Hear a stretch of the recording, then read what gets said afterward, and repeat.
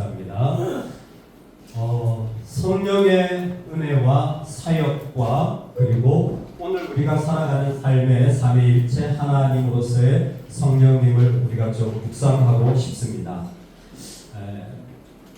A.W. 토저가 중요한 질문을 하나 던졌습니다. 만약 사탄이 한 도시를 지배한다면 어떤 일이 일어날까요? 라는 것입니다. 사탄이 한 도시를 지배한다면 어떤 모습이 되어질까요? 사진에 보면 전쟁이 일어나고 폐허가 된 도시의 모습이 있는가 하면 반면에 상당히 팬시하고 발전된 모습이 있습니다. 여러분이 생각할 때 이 모습일 것 같습니까? 이 모습일 것 같습니까? 사탄이 도시를 지배한다면 어떻게 아셨죠? 역시 사탄이 도시를 지배한다면 럭셔리해지고 팬시해지고 멋있어질 거다. 그러면 왜 사탄이 이렇게 하느냐? 라고 했을 때 사탄이 도시를 지배하면 두 가지 특징이 일어난다는 겁니다. 하나는 하나님과 멀어지는 거예요. 하나님과 멀어지는 거예요. 사탄이 도시를 지배하면 일어나는 현상, 가정을 지배하면 하나님과 멀어지는 거예요. 두 번째 특징이 공교롭습니다. 교회에 사람들이 많아질 거예요. 사탄이 도시를 지배하면 교회에 사람들이 많아질 거라는 거예요. 그런데 그 교회에 그리스도를 이야기하지 않는다는 겁니다. 이게 사탄이 지배하는 도시의 특징이에요. 이것은 대단히 큰 의미를 줍니다. 우리는 영적인 사람들로서 사탄이 지배를 받느냐 하나님의 지배를 받느냐의 시간 속에서 21세기에 우리는 어떤 모습으로 하나님을 따라가고 있는가? 과연 하나님과 가까워지고 있는가? 내 안에 그리스도가 계속 선포되고 있는가 묻는다면 다른 것들이 혹시 있진 않는가? 이 질문을 통하여 우리는 하나님 앞에서 과연 우리는 어떤 모습으로 이 사단이 지배하는 공중 권세 자본자의 힘을 발휘하는 시대 속에서 살아가야 되는가? 그럼 말할 것도 없이 성령이 다스리는 나라입니다. 그렇다면 똑같은 질문을 해보고 싶어요. 성령이 한 도시를 지배한다면 어떤 일이 일어날까요? 자, 여러분 생각은 성령이 한 도시를 지배한다면 어떤 일이 일어날 것 같습니까? 이거는 오픈 퀘스천입니다. 그냥 한번 생각나는 대로 한번 답해 보십시오. 성령이 그 도시를 강력하게 지배한다면 여러분 그 도시에는 어떤 일이 일어날 것 같으십니까? 자, 이렇게 한번 답해 보시죠.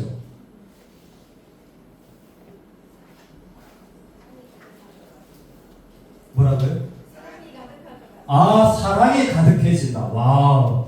우리 복자문화 박수 한번 주시기 바랍니다. 그 다음부터는 이름을 호명하지 못한 말이 너무 좋은 답이에요. 사랑이 가득해진다. 또 회개가 일어난다. 와, 너무 좋은 답입니다. 회개가 일어난다. 성령이 다스린다면 여러분 우리 자신을 생각하면서 좀 답하실 필요도 있습니다. 좋은 대답이죠. 또 기쁨이 넘친다. 와, 너무 좋은 답이죠. 한 번만 더 받겠습니다. 성령이 도시를 다스린다면 어떤 일이 일어날까요? 평안해진다. 평안이 우리를 다스릴 것이다. 너무 좋은 답들이 우리에게 일어나고 있습니다. 하나님이 우리를 다스릴 때 일어나는 일. 그렇다면 사단이 우리를 다스릴 때는 분명했습니다. 하나님과의 관계가 멀어지고 그리스도가 없어집니다. 그런데 성령이 다스린다면 과연 성령이 다스린다면 어떤 일이 일어날 것인가? 한 사람의 회심과 믿음의 역사가 일어납니다. 성령이 다스린다면 제일 먼저 일어나는 것은 회심입니다. 즉 회개를 통하여 하나님께로 방향이 바꿔지게 되어집니다. 이게 성령이 다스릴 때 일어나는 일이에요. 여러분 이 세 가지를 잘 기억하십시오. 성령이 다스린다면 하나님께로 방향이 바꿔지고 있어요. 우리는 어떻습니까? 지금 그런가요? 하나님께로 방향이 맞춰지나요? 두 번째, 본성이 바뀌고 거룩하고자 하는 욕망이 일어난다는 거예요. 이게 성령이 다스릴 때 일어나는 일입니다. 우리 안에 본성이 바뀐다는 것은 그 안에 있는 성향이나 성품의 변화도 있지만 궁극적으로는 죄의 본성이 달라진다는 것입니다. 그리고 나서 그 안에 일어나는 게 뭐냐면 거룩하고자 하는 욕망이에요. 성령의 다스림을 받으면 그 사람 안에 거룩하고자 하는 욕망이 일어나요. 여러분, 이거는요 내가 만들어낼 수 없는 일입니다. 이건 우리에게 없는 일이에요. 이 욕망은 내부가 아니라 외부에서 오게 되어집니다. 이 거룩하고자 하는 욕망은 우리 안에 성령의 주사로 넣는 것처럼 주입이나 내주로 말미암아 생기는 일이에요. 즉 성령이 그 사람과 도시를 다스린다면 그 안에는 하나님께로 방향이 돌이켜지고 본성이 달라지고 하나님을 향하여 걸어가고자 하는 욕망들이 막 일어나는 거예요. 이게 성령이 다스리는 증거입니다. 그래서 성경에 보면 요한복음 20장에 아버지께서 나를 보내신 것 같이 나도 너희를 보내노라. 예수님의 제자 파송이 있죠. 이걸 모르는 사람은 없습니다. 그리스도인이라면 한 번쯤은 들어봤죠. 그런데 이 일들이 어떻게 가능하냐면 성령의 지속하고 능력을 부여받음으로 가능한 거예요. 여러분 제자 훈련, 여러분 무슨 동아리 다 도움되지만 핵심은 무엇이냐면 성령의 역사예요. 그래서 제자를 파송하잖아요. 너희를 보내노라 라고 나서 하나님이 예수님이 하신 말씀이 이어지는 말씀이 뭐냐면 그들을 향하여 수능을 내시며 이르되 성령을 받으라.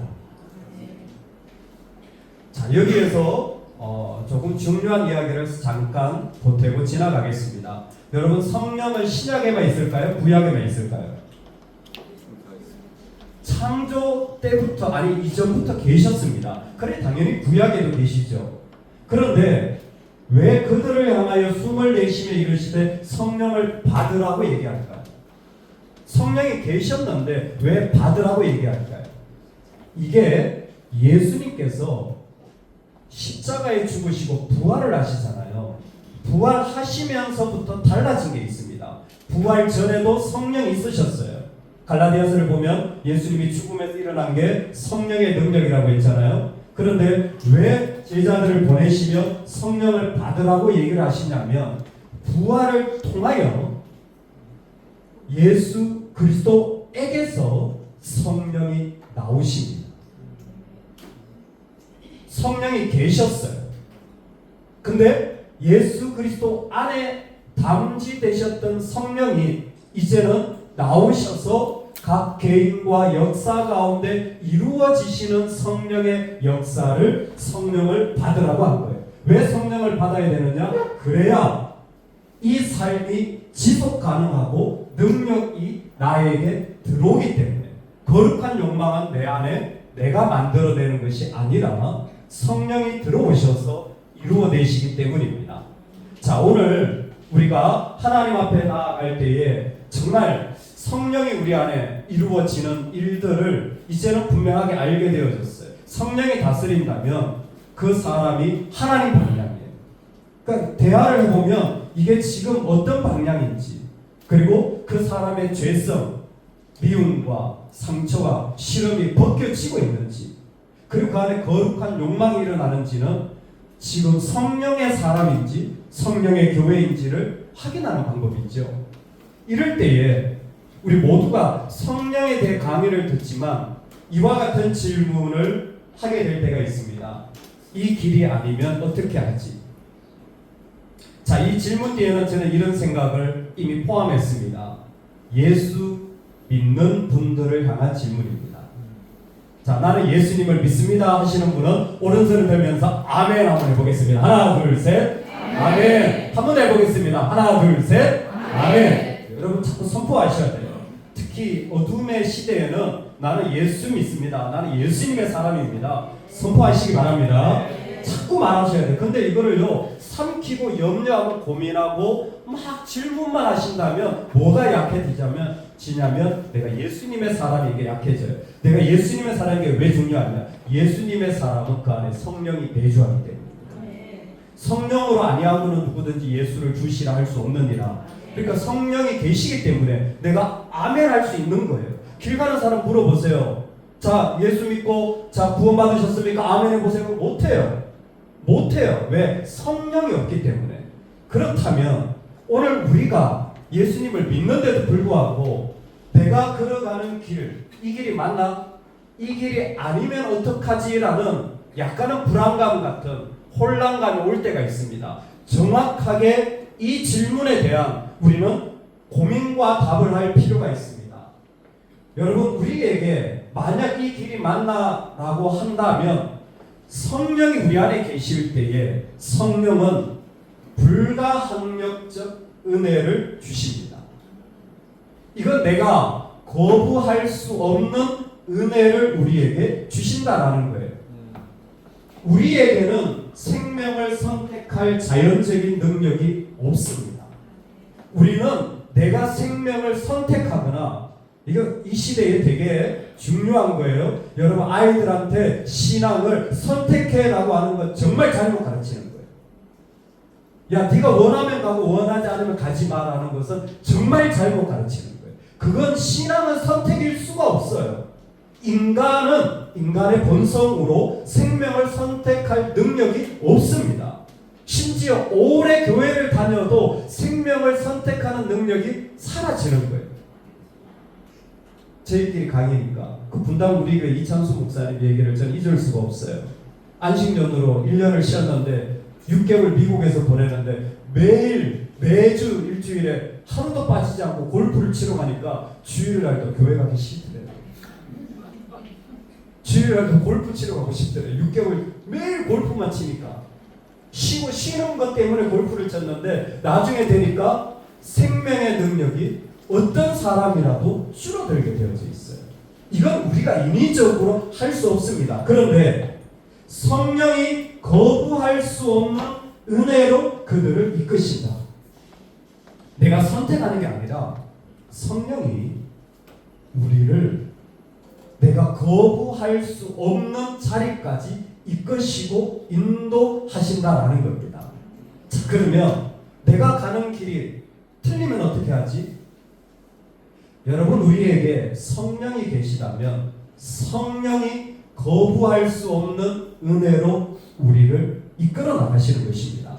그래서 성령이 우리를 초대하시는 자리, 성령이 우리를 이끄시는 세 가지 사역에 우리는 좀 마음을 두기를 원합니다. 성령의 사역은 기본적으로 창조와 섭리입니다. 성령이 어떤 일을 하시느냐? 성령은 창조하시는 하나님이십니다.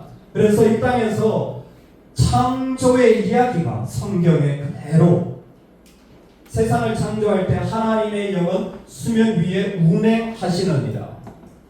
하나님의 영이 성령입니다. 창세기 1장에 있는 이 표현은 딱 어미새 이미지예요. 이건 이사야가 똑같은 이미지를 사용했고 예수님이 예루살렘을 향하여 내가 암탉을 그 날개 아래 암탉의 새끼를 날개 아래 모량같이라고 해서 어미새 이미지를 그대로 쓰시는 것은 다 성령의 사역이기 때문에 그렇습니다.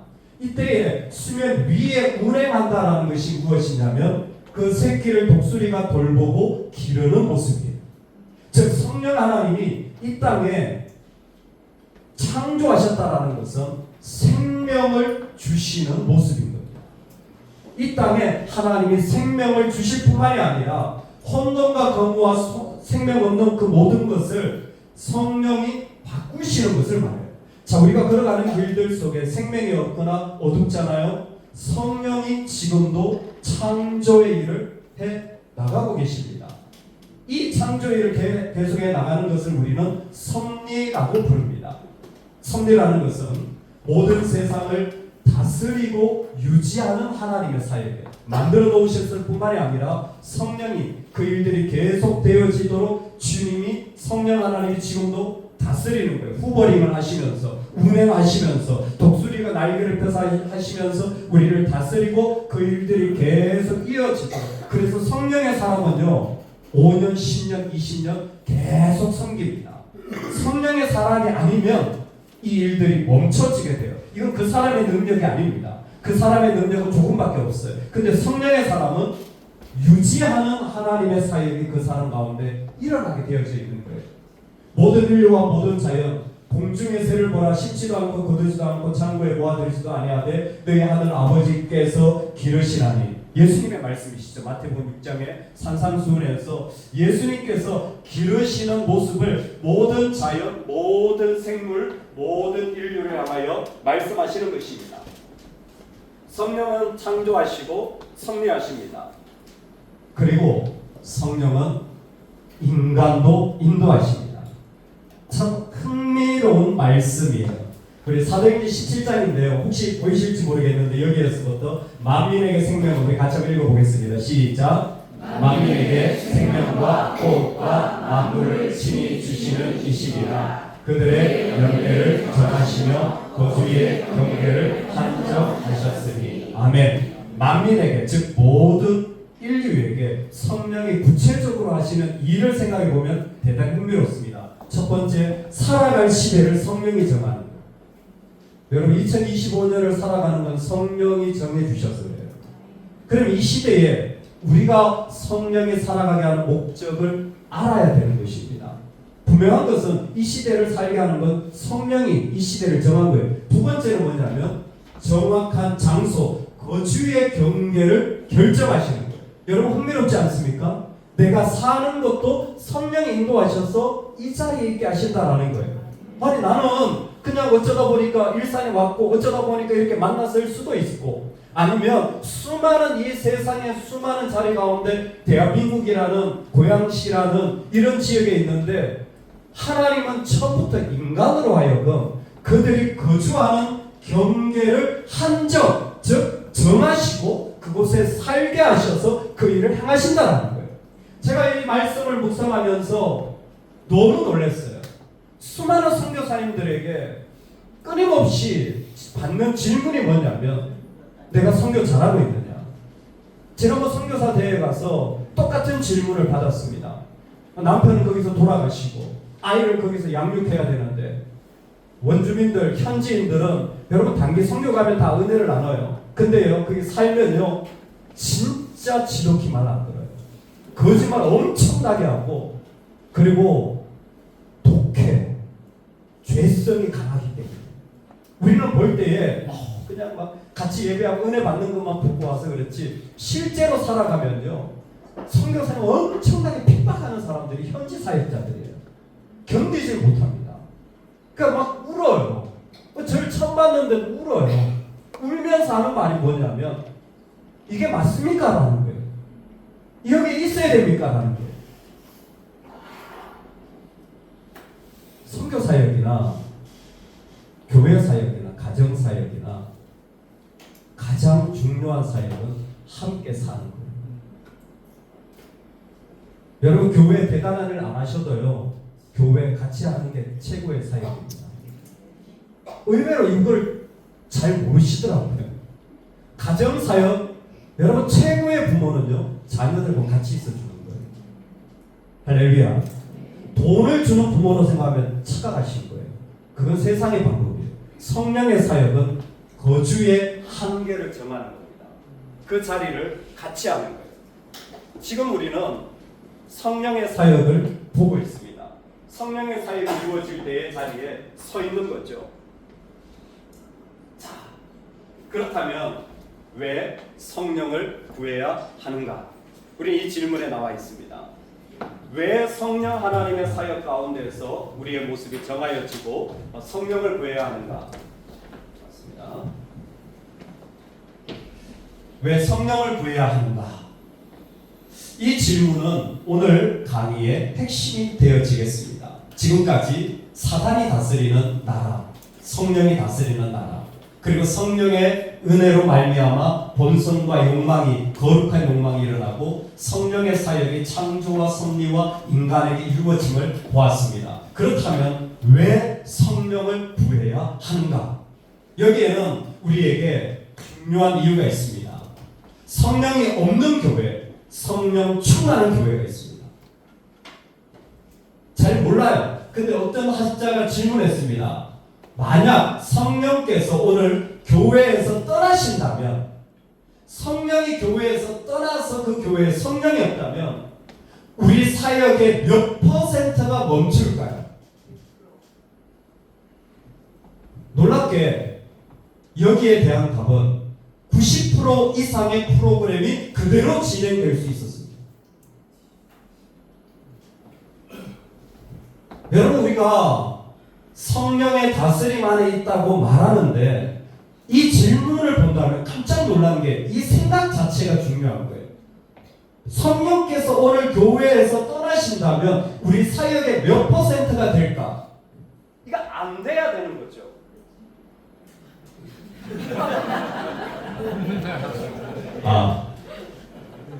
성령 충만하네. 아니요, 제가 잘못 불러서 그래요.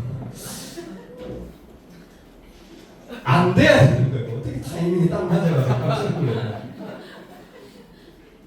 여러분, 그런데 우리가 사역을 하면서 섬기면서 살아가면서 이걸 90% 정도 중요하게 여길까요? 아니면 우리 교회가 진짜 관심이 있나? 재정이 왜 부족하지? 아이들이 왜 안 따라주지? 환경이 왜 이렇게 안 되지? 왜 나와 동역하는 사람이 없지? 이런 걸 따지고 있나요? 진짜 우리가 섬기면서 성령을 90% 정도 생각하면서 우선순위해 둘까요? 그러면 성령만 계시면 되는 거잖아요. 여러분, 아멘이 되세요? 내 가정에 성령만 계시면 되는 거잖아요. 돈이 없어요. 일이 안 돼요. 내 자녀들이 생각보다 잘 양육이 안 돼요. 그러더라도 성령만 계시면 되는 거예요. 이 질문을 통해서 보자면 과연 우리는 정말 그런 모습으로 섬기고 있나요? 왜 성령을 구해야 될까요? 왜냐하면 예수님이 그렇게 하셨기 때문입니다. 예수님은 자신의 원하는 기적을 자신의 능력으로 하실 수 있으셨습니다. 예수님 그분이 The Son of God, 인자, 하나님의 아들로서 권능이 있으셨어요. 그런데 예수님의 모든 기적은, 모든 역사는 항상 성령을 의지하여 하십니다. 항상 기도하시고 먼저 성령을 의지하여 이 일을 나타내시는 거예요. 왜냐하면 첫 번째는 성령의 증언을 통해 확증하기 위해서입니다. 여러분, 그 일이 잘 됐고 그 일이 잘못된 것은 교회 사람들은 무엇으로 하냐면 몇 명 참석 아니면 돈 얼마가 아니에요. 성령의 증언입니다. 정말 주님이 기뻐하셨다 그러면 끝난 거예요. 아무리 재정이 많이 들어가서 한 명 믿었다고 할지라도 성령이 증언하면 된 겁니다. 여러분, 확실하게 손을 그으셔야 돼요. 이게 성령의 증언으로 끝내야 되는데 성령의 증언이 아닌 다른 것을 붙이면 교회는 그때부터 타락하기 시작합니다. 두 번째가 더 중요합니다. 혹시 보이실지 모르겠는데 같이 한번 읽어보겠습니다. 시작. 성령의 증거가 있어야 구원의 역사가 일어납니다. 왜 성령을 구해야 되냐면 우리가 하는 일은 구원의 역사를 이루기 위해서요. 이 땅에 어둠이 물러가고 하나님의 세계가 펼쳐질 때에 반드시 성령의 증언이 있어야 그 속에 구원의 역사가 일어나는 겁니다. 그 안에 잃어버렸던, 빛이 없었던, 하나님을 몰랐던, 아니 하나님을 알았다고 할지라도 저 멀리 있던 사람들이 그 안에 구원의 역사가 일어나는 프로그램이 아닙니다. 교회는 프로그램 만드는 곳이 아니에요. 우리가 프로그램이 필요할지도 모르지만 우리는 그것을 자꾸 버리게 돼요. 그 안에 구원의 역사를 어떻게 이룰까? 여기에 성령은 우리를 이끌고 가신다는 겁니다. 그래서 성령의 증언이 있어야만 구원의 역사가 일어나요. 성령의 증언이 없다면 구원의 역사가 일어나지 않아요. 여러분, 구원의 역사가 없는 가정과 교회야말로 제일 안타까운 거죠. 왜 성령을 구해야 되느냐? 성령을 통하여 구원의 역사를 일으키시기 때문에 그렇습니다. 그래서 우리는 바로 그 하나님에 대해 구체적으로 알기를 원합니다. 성령은 삼위일체 하나님. 그래서 오늘 우리 지식 속에 이 두 가지 개념은 기억해 놓으시면 좋겠어요. 내재적 삼위일체, 경륜적 삼위일체. 혹시 들어보신 분 계시나요? 내재적 삼위일체, 경륜적 삼위일체. 지난번에 MDB 강의를 가서 살짝 한번 얘기를 해봤더니 신학생들이 들어본 적이 없더라고요. 아, 공부를 안 하는구나. 네. 네, 삼위일체입니다. 아이 깜짝이야. 네. 내재적 삼위일체, 경륜적 삼위일체. 이제 하나님에 대해서, 성령 하나님에 대해 이해할 때 우리는 좀 더 구체적으로 알면 그 하나님에 대해 믿을 수 있고 신뢰할 수 있으면 따라가는 도움이 되어져요. 오늘 이 부분을 같이 한번 나눠보겠습니다. 내재적 삼위일체. 이게 무슨 말이냐? 영어로 보면 조금 더 쉬워요. Essential Trinity. 좀 다른 영어도 있는데 Essential. 이렇게 얼굴에 바르는 에센스 있잖아요. 에센스 똑같은 거예요. 본질이라는 겁니다. 좀 어려운 말로 하면 존재 본질인데요. 내재적 삼위일체는 자기 자신 속에 계신 하나님이에요. 제가 찾아낸 제일 쉬운 설명이에요. 참 어려운 말들이 많은데 이건 사실 무엇이냐면 하나님은 하나님 스스로 계시잖아요. 근데 하나님 스스로 계시면서 하나님 스스로를 나타내시고 나오게 하십니다. 하나님 스스로 계시면서 나타내시고 나오게 하세요. 그러면서 구별되면서 똑같은 존재로 계시는 하나님의 모습이 내재적 삼위일체예요. 즉 하나님은 하나님 속에서 자신을 증명하고 보여주신다는 거예요. 이것을 다른 말로 하면 태초에 말씀이 계시니라. 그 말씀이 하나님과 함께 계셨으니 정확하게 이해되죠. 그렇죠? 태초에 로고스가 계셨는데 바로 성자 예수님이죠. 그런데 이것은 전부 다 삼위일체 하나님의 존재 방식인데 함께 그 안에 계심으로 영원히 그 모습이 지속되도록 자신의 모습을 나타내는 것을 내재적 삼위일체라고 합니다. 성령 하나님이 내재적 삼위일체일 때 그 성령 하나님의 모습이 무엇이냐면 상호 내주예요. 여러분 우리가 조금 전에 성령이 우리 안에 내주하시기 때문에 우리 안에 거하기 때문에 우리가 거룩한 욕망을 가질 수 있다고 했는데 이건 삼위일체 하나님의 본질적인 속성이 상호 내주입니다. 사실은 상호 침투라고 말하기도 합니다. 즉 성부, 성자, 성령 하나님이 서로 같이 계시면서 서로에게 자신을 다 내어주는 거예요. 서로 같이 계시면서 자신을 온전히 내어주는 거예요. 여기서 질문을 하나 할 수 있습니다. 나는 나의 아내에게 내 재산과 내 생명을 다 줄 수 있다. 오른손을 들어 아멘 해보시기 바랍니다. 하나, 둘, 셋. 아멘. 예, 됐어요. 예, 올라가다 멈춘 분도 있습니다. 예, 늦게 든 분은 소용없어요. 자, 자매님들이요. 나는 나의 남편에게 나의 생명과 나의 재산과 나의 모든 것을 다 줄 수 있다. 오른손을 들어서 하나, 둘, 셋. 손을 안 들고 목소리만 아멘. 여러분 제가 삼위일체 하나님을 설명하는데요. 이게 친밀함입니다. 진짜 친한 사람에게는 내 본질을 다 줄 수 있는 거예요. 근데 이게 신앙 안에서 일어나는 거예요. 삼위일체 하나님은 성부가 성자에게, 성자가 성령에게, 조금 이따 나옵니다. 성부 하나님 근원이 있어요. 성자하시는 하나님은 그 가운데 나오게 하십니다. 성령 하나님 그 가운데서 발출되어져서 호흡되어져서 이 모습이 그대로 우리에게 적용되어져서 상호 내주하신 거예요. 똑같이 그 안에 내 모든 걸 내어줘도 내가 하나도 억울하거나 내 본질이 달라지지 않아요. 여러분 이게 교회의 신비예요. 교회 다니는 사람이 가능한 삶이 바로 이 삶인 거예요. 다 줬는데 하나도 아깝지 않아. 여러분 교회가 이럴 수 있기를 소망합니다. 성도가 이런 거예요. 성도의 가정이 다 주고 하나도 아깝지 않아. 그런데 난 하나도 속상한 게 없어. 억울하지 않아. 나를 인정해주지 않는다고. 아니요.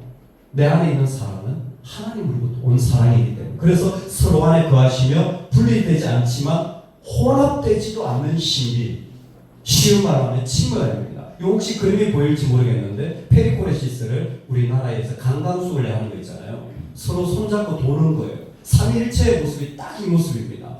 함께 기뻐하는 거예요. 내 모든 걸 다 줬기 때문에 이게 내재적 삼위일체의 능력입니다. 삼위일체를 통하여서 우리 안에 주시는 거죠. 그럴 때 교회는 성령의 삼위 하나님의 내적 교제의 반영이자 그 교제에 초대된 공동체라는 겁니다. 교회는 이러한 삼위일체의 모습이 그 안에 있도록 초대된 것이에요. 그렇다면 이런 질문이 가능합니다. 하나님에 의해서만 일어나는 순수한 관계성이 있는가? 사역 말고요. 비전 말고요. 여러분 요즘 사무엘상에서 이미 이 부분 우리는 확인했습니다. 말씀 위에 하존인데 너무 비전, 이상, 사역 이런 것들을 쫓아가는 시대가 됐는데 그 전에 말씀에서 나와야 돼요. 말씀이 나오고 말씀을 들어야 된다는 것도 있지만 본질적으로 순수한, 즉 아무것도 없어도 그냥 좋아요. 괜찮아요. 여러분 이게 돼야 됩니다. 과연 하나님에 의해서만 일어나는 순수한 관계성이 우리 안에 있는가? 이게 내재적 삼위일체가 도전하는 거예요. 너무 사역을 많이 하다 보니까 사역 관계, 나이 관계, 사회적 친분 관계. 저는 좀 두려운 게 그런 거예요. 변호사들끼리 모여서 교회에서 변호사회를 만들고 닥터를 모여서 닥터를 뽑아버리지. 이해는 돼요. 소통이 잘 될 거니까. 하지만 이 관점에서 보자면 순수한 관계성은 삼위일체의 본질적인 모습인 거예요. 모든 걸 다 없어도 나는 충분히 같이 할 수 있는 모습이 내재적 삼위일체의 모습입니다. 내재적 삼위일체는 자기 안에 계신 하나님, 자기 스스로 보여주시는 하나님의 모습이에요. 더불어서 경륜적 삼위일체, 여기 보면 이카노믹 트리니티라고 되어 있는데 이 이카노믹이 사실 경제죠. 근데 경제라는 말 이전에 인간이 살아가는 원리입니다. 인간이 살아가는 원리예요. 즉 세상이 굴러가는 바퀴죠. 세상이 굴러가는 바퀴. 아담 스미스는 그것을 공리라고 표현했잖아요. 인간의 이기. 그런데 그런 관점에서 하나님이 세상을 다스리셔 나가는 모습을 경륜적 하나님, 우리를 위하시는 모습. 과연 하나님이 우리에게 오시면 우리는 어떻게 되나 했을 때 아버지와 아들과 성령의 이름으로 세례를 주고, 그 다음 뭐죠? 시작. 아버지와 아들과 성령의 이름으로 세례를 주고, 그 다음 시작. 아니요, 그 다음 그 이름으로 세례를 주고 모든 것을 가르쳐 지키게 하라. 볼지어다 끝날까지 너희와 항상 함께 있으리라. 그 모든 것이 경륜적 하나님이에요. 이 땅에 우리와 같이 계시면 우리를 보내서 우리로 세례도 주고 가르치게 하고 그 모든 일들을 하게 하시는 하나님이에요. 경륜적 하나님의 모습을, 그런 성령 하나님의 모습을 성령의 나오심이라고 합니다. 성령의 나오심, 발출이라고 표현하는데요. 성부는 근원이십니다. 성자는 나심입니다. 성령은 나오심입니다. 성부, 성자, 성령은 우열 순서가 있지 않아요. 우열 순서가 있지 않아요. 다만 그 사역의 모습이 정해져 있습니다. 그럴 때 성부는 근원이 되어지시고 성자는 그 가운데서 나는 아버지에게서 왔다라고 했거든요. 그래서 제너레이터 만들어지는 것이죠. 그리고 성령은 그 안에서 발출, 그 모습이 그 가운데서 나와진 모습을 표현한 것입니다. 이 성령의 나오심이 오늘날 우리에게 그대로 표현하는 것이죠. 요한복음과 계시록을 보면 특별히 더 중요한데요. 진리의 성령이 아버지께로부터 나오실 것이요. 계시록에 보면 하나님과 어린 양의 보좌에서 흘러나오는 생명수의 강이 있어요. 마지막에 되면요, 보좌에서 생명수의 강이 나오는데 하나님과 어린 양의 보좌, 어린 양은 누구시죠? 예수님이시잖아요. 여러분들은 그냥 지나갈지 모르지만 기독교 2000년에 이 두 구절 때문에 수백 년 논쟁이 일어났습니다. 여러분 혹시 우리가 러시아 쪽에 가보면 지금 뭐 전쟁하고 있지만 그쪽은 정교회라고 불려집니다. 막 이렇게 뭐 쏘고 이렇게 하는 분들 동방정교회라고 불러요. 그분들은 여전히 부약적인 방법 같은 것들을 많이 쓰고 있어요. 그분들은 동방정교는 성령이 성부에게서만 나온다고 얘기를 합니다. 반면에 서방정교, 우리 기독교 계열은 성령이 성부와 성자에게서 나온다고 표현합니다. 우리는 성부와 성자에게서 나오는 성령 하나님을 고백합니다. 왜 그러냐면 이 말씀 때문입니다. 이 말씀 때문이에요. 그렇다면 무슨 차이가 있냐? 이걸 필요케 논쟁이라고 하는데 어디서부터 나왔느냐라는 논쟁이에요. 성부에게서만 나왔다면 그들에게 사라지는 약화되는 것이 뭐냐면 성자의 자리가 약해지는 거예요. 성령의 사역 가운데 하나가 무엇이냐면 그리스도를 증거하는 겁니다. 사단이 역사하면 그리스도가 없어요. 신기한 게 있잖아요. 요즘 미국의 TV를 켜거나 신앙생활하는 패턴에 보면 십자가나 그리스도가 설교되어지지 않아요. 이걸 조금 더 깊게 말하면 성령의 역사, 번영, 응답 다 얘기해요. 그런데 동방정교적인 흐름을 따라가고 있고 그 흐름에는 성자의 나심을 약화시키고 있는 거예요. 아니요. 성령은 성부와 성자를 통해 근원이신 성부 그리고 성자에게서 나심으로 말미암아 우리에게 나오신 분임을 표현하고 있습니다. 이때에 성령은 하나님의 생명과 사랑을 전달하시는 인격적인 하나님이라는 것이 이때 나오는 거예요. 언제? 경륜적 하나님. 하나님이 성령이 성부 성자에게서 나오실 때에 그 모습을 그대로 그 생명과 사랑을 우리에게 전달하시는 거예요. 하나님은 사랑이시라라는 말은 어떻게 보면 성령의 사역인 것입니다. 그래서 이 부분을 한번 같이 한번 읽어보겠습니다. 영원히 시작. 영원히 흘러나오는 숨결. 성부는 성자를 완전하게 사랑하십니다. 성자도 성부를 완전하게 사랑하십니다. 그 완전한 사랑의 호흡과 교제가 성령으로 표현됩니다. 아우구스티누스의 표현입니다. 그 밑에 읽어보겠습니다. 성령은 성부와 성자의 사랑이 영원히 흘러나오는 숨결처럼 하나님 앞에서 끊임없이 발출하십니다. 이건 단순 감정이 아니라 인격적 존재이신 성령님이 성부와 성자 사이에 영원한 사랑과 생명을 우리에게 전달하신다는 뜻입니다. 이해되시죠? 이게 신앙생활이에요.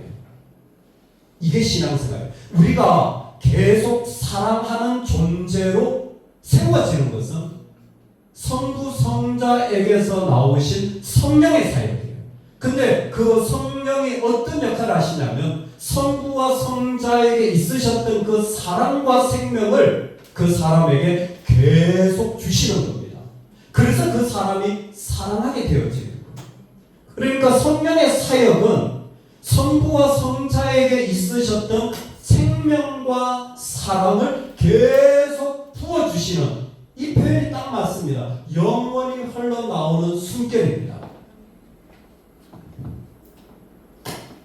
지금부터 30초만 숨을 쉬지 마십시오.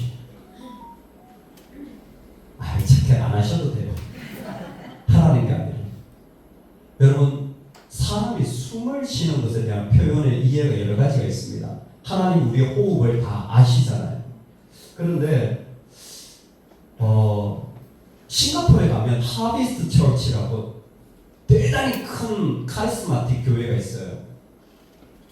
콩희 목사님이라는 분이 하는데 젊은이들이 어마어마하게 많습니다.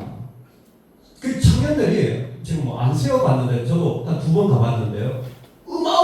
하도 많이 앉아서 몇 명 앉았는지도 모르겠더라고요. 근데 싱가포르는 교회도 국가입니다. 교회 장소도 국가가 정해진 곳에 해야 되고 국가에 신고를 하고 해야 되는데 젊은이 너무 많아요. 근데 그 콩희 목사님이 참 젊은이들에게 맞는 쉽게 설명하는데 어느 날 하나님 야훼라는 말을 설명하더라고요. 여러분 야훼라는 말 들어보셨죠? 여호와 사실 부를 때는 아도나이라고 부릅니다. 근데 그 목사님이 야훼라는 말을 어떻게 설명하냐면 그게 왜 야훼냐면 우리 숨 때문에 그렇다는 거예요.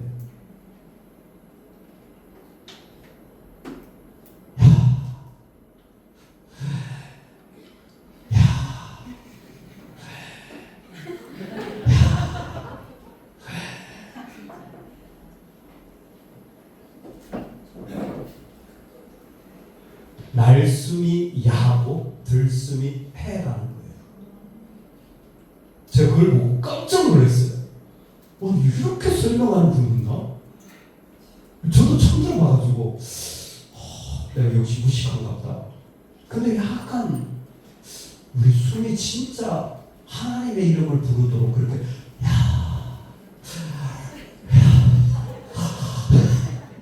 그게 그건가? 그래서 온 인류가 다 야훼를 부르도록 만들었다는 거예요.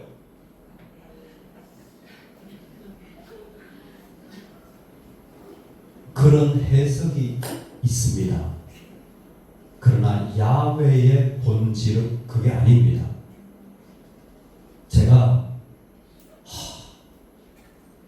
이렇게 설명하면 사람들은 다 좋아하고 쉽게 이해를 하더라고요. 맞는 그런 해석이 존재해요. 우리나라에도 한동안 지금 돌아가셨는데 막 히브리 글자를 가지고 막 깨가지고 막 하시는 분이 있었어요. 글자 하나씩 해가지고 이 뜻은 뭐고 위험한데 아니나 다를까 해석이 점점 산으로 갑니다. 여러분 우리의 숨결은요 성령의 생명과 사랑이어야 돼요. 이게 들숨과 날숨 속에서 그 사람이 성령의 사람이라면 뭐가 나오냐면 하나님의 생명과 사랑이, 즉 그 사람이 있으면 살아나고 그 사람이 있으면 더 사랑하려고 하는 거예요. 그게 경륜적 사역이에요. 성령이 그 가운데 계시면 그 사람은 사랑의 사람이 돼요. 우리가 과연 성령을 어떻게 받고 어떻게 나누는지를 살펴봐야 돼요. 우리 중고등부 아이들이 빈캠프를 갔습니다. 4시간 반을 집회하더라고요. 정말 뜨겁게 기도했습니다. 그 뜨겁게 기도한 피해자가 저예요. 제가 10대 때는 3박 4일 금식기도원을 갔어요. 여러분 금식기도원 3박 4일 하신 분 손 들어보세요. 여러분 중고등부 수련회 때 정말 신지양 역시 은혜가 있어. 먹여도 시원찮은 애들은 3박 4일 굶기니까요. 한 3일쯤 지나면 남자애들 막 성질내요. 믿음이 없는 애들은요 막 화를 내. 진짜 예민해져가지고 건드리기만 하면 가만히 있지 않아요. 3박 4일 은혜 많이 받죠. 사실은 은혜 받는 게 필요해요. 진짜로. 그래서 그런 캠프가 필요합니다. 동시에 뭐가 필요하나요? 숨 쉬는 법을 배워야 되는데 사역을 했잖아요. 섬겼잖아요. 성령의 호흡이 있어야 되는 거예요. 어떻게 더 사랑하는 사람이 되어지는지를 우리 스스로를 세워가야 돼요. 그러면 그만큼 내가 교사로 세웠잖아요. 섬겼잖아요. 그러면 내가 적어도 더 많이 사랑하는 사람이 돼야죠. 그 하나님을 소개했다면 더 용서해주는 사람이 돼야죠. 더 풀어주는 사람, 그게 성령의 사역이에요. 하나님을 경험적으로 감성적으로 만나는 것도 필요합니다. 그것만큼이나 필요한 게 경륜적 사역이에요. 교회는 성령에 의하여 탄생되고 성장하고 거룩함을 이룹니다. 이게 교회의 본질이에요. 교회는 성령으로 시작되어지고 말씀과 은사를 통해 세워지고 성령의 열매로 변화되어집니다. 좋은 프로그램이 아니라 구원의 역사를 일으키는 성령의 역사가 교회에 있는가? 경륜적 사역은 경륜적 하나님 우리에게 묻습니다. 우리 가정에 묻고 우리 자신에게 물어요. 좋은 인생의 가이드맵이 아니라 구원의 역사를 이루는 성령의 역사가 부름받은 나에게 있는가? 이게 본질적인 질문이에요. 우리는 이 질문하면서 내재적, 순수한 관계성, 비전이고 뭐 형제고 직업이고 다 떠나서 그냥 순수한 관계가 있느냐? 경륜적 사역에서는 정말 구원의 역사가 일어나는 그 생명의 영원한 숨결이 가운데 일어나고 있느냐? 여러분, 우리는 여기에 포커스를 맞춰요. 성령의 은혜, 이 은혜가 있다면 거룩한 욕망이 일어나고 죄성이 바뀌어지고, 성령의 사역은 이 땅을 후벌이하셔서 여전히 지금도 돌보시고 섭리하셔서 다스리시고 하시고 생명을 주시고 인간을 거주의 경계까지 정하신다고 했습니다. 삼위일체 하나님으로서 우리 안에 계실 때 내재적 하나님, 경륜적 하나님, 자기 안에 계시면서도 그 하나님의 역사를 이루시는, 우리를 위하시는 하나님의 모습, 그럴 때에 성령은 지금도 우리 안에서 함께 하고 계시는 것입니다. 자, 성령의 사람, 그러므로 성령을 그 안에 품고 있다면 이와 같은 모습이 되어지면 좋겠습니다. 우리 하나씩 읽어보겠습니다. 1번 시작. 그리스도 중심적. 잘 기억하세요. 성령의 사람은요, 사역 중심이 아니에요. 프로그램 아닙니다. 그리스도 중심적이에요. 그 안에 예수님이 어떻게 하셨느냐, 예수님이 드러나느냐가 중요합니다. 두 번째, 시작. 기도와 말씀에 순종이 있다. 성령의 사람은 말씀의 순종을 통하여 성령의 확정을 받습니다. 성령의 증거가 있어야 돼요. 내가 할 수 있죠. 예수님도 하실 수 있지만 그렇게 하지 않았어요. 왜? 구원의 역사가 일어나야 되니까. 3번 시작. 성품과 관계의 변화가 있다. 어떤 성품과 관계의 변화일까요? 순수한 관계가 되어지는 것. 아무것도 없어도 돼. 난 그냥 사랑해. 여러분, 이게 복음입니다. 여러분, 교회를 이렇게 다니시면 좋겠어요. 우리 교회가 망해도 돼. 할렐루야. 건물 없어져도 돼. 할렐루야. 저 멀리 있어도 돼. 프로그램 이런 거 안 돼도 돼. 이런 거 없어도 돼. 순수한 관계. 그게 성령 받은 사람들의 특징인 거예요. 4번 시작. 공동체를 세운다. 성령의 사람은 교회를 세우는 거예요. 왜? 성령 하나님의 경륜이 교회를 탄생시키시고 일으키시고 그리고 교회의 열매를 맺게 하시기 때문입니다. 그래서 성령의 사람은요, 항상 공동체를 세워나가는 사람. 그 필요를 보고 달려가는 거죠. 5번째 시작. 삼위일체적 예배입니다. 내재적 하나님, 경륜적 하나님은 사실 같은 하나님의 모습을 설명하는 것이에요. 이 하나님의 모습을 우리가 궁극적으로 알아가는 것이 사실 예배입니다. 오늘 우리에게 성령 하나님은 성부와 성자에게서 나오신 숨결이라는 것을 기억해 주시면 좋겠습니다. 다시 한번, 성령 하나님은 성부와 성자에게서 나오신, 발출되어지신, 프로세션 하신 영원한 숨결임을 기억해 주십시오. 성령 하나님은요, 하나님의 호흡이에요. 하나님의 호흡이라는 것은 하나님의 사랑과 하나님의 생명이 성령을 통해서 지금도 우리를 통해 이끌고 나가시길 원하는 겁니다. 이게 우리가 바라봐야 할 성령의 모습이라는 겁니다. 오늘 중요한 이야기들을 가능하면 집약해서 앞에서 잠시 나눴습니다. 성령에 대해서 좀 들어보시니까 어떠세요? 내 마음에 좀 새로운 마음과 도전해야 될 마음들이 이루어지시죠? 오늘 이 부분을 잠시 한번 같이 나누겠습니다. 최현 집사님 괜찮으시면 제가 노란색 페이퍼를 준비했는데요. 저는 아주 간단합니다. 제가 볼 때 이쪽 줄 제일 왼쪽에 앉으신 분들, 우리 최 집사님부터 한 집사님 이렇게 최 권사님 있는데 한번 손 한번 들어주시겠습니까?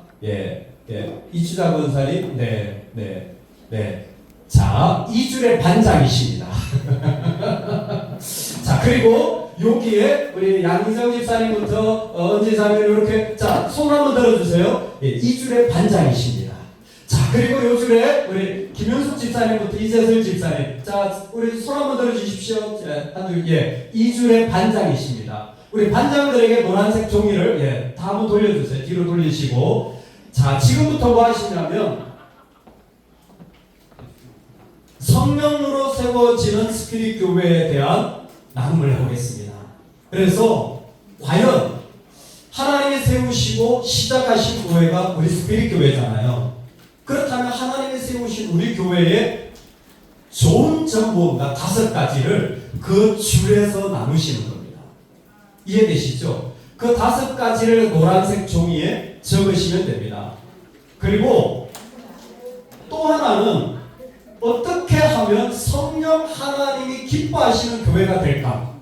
우리의 목표는 교회가 영원한 하나님의 호흡이 되어져서 나아가도록 고민하는 겁니다. 한 장만 있으시면 돼요. 한 장. 조별로 줄별로 한 장만 있으시면 돼요. 그래서 그 네 분이 그 줄에 앉으신 분, 교회가 좋은 점 5가지, 그리고 앞으로 스피릿교회 미래의 디딤돌, 이 5가지가 우리가 기도하고 나아갈 방향이다. 다 다를 수 있습니다. 그러나 오늘 강의를 듣고 또 생각하면서 이런 부분이 나한테도 우리 교회에도 더 세워지면 좋겠다. 이런 방향이 되어지면 좋겠다. 뭐를 따라? 성령의 호흡. 다시 말씀을 드립니다. 성부와 성자에게서 나오신 영원한 숨결, 성령 하나님이십니다. 그분의 생명과 그분의 사랑이 성령을 통해서 우리 가운데 전하여지는 것이야말로 우리의 길입니다.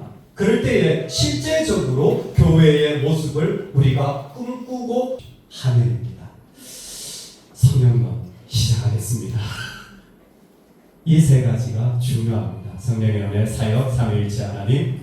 사탄이 도시를 지배할 수 있고요. 사탄이 도시를 지배한다면 이런 일이 납니다. 성령이 도시를 지배한다면 어떤 일이 날까?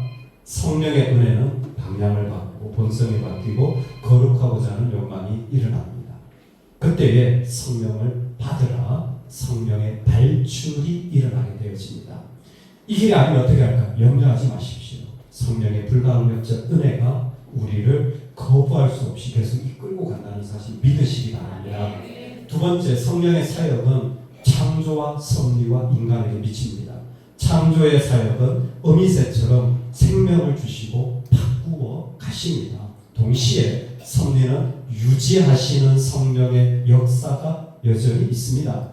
3번째, 인간에게 살아갈 시대와 장소를 허락하시고 계시다는 사실을 기억하시면 좋겠습니다. 왜 성령을 구해야 되는가? 왜 성령이 있어야 되는가? 묻는다면 확실합니다.